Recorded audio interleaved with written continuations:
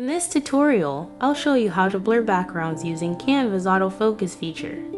This tool is available for free in Canva and uses AI to determine focal points in your images.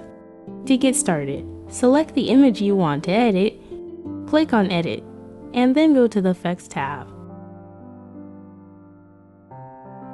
Here, you'll find the autofocus option. Click on it, and Canva will analyze the image to identify the subject.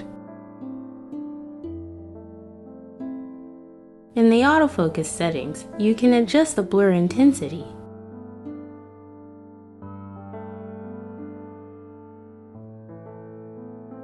You can also choose the focus position by dragging the slider.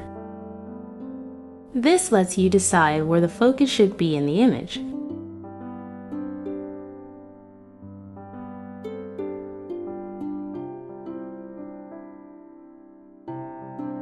Once you've set the focus position, adjust the blur intensity to create a nice blur effect.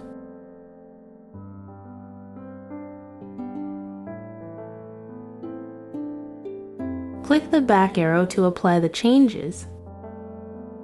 And there you have it. I hope this tutorial was helpful for you. Thanks for watching.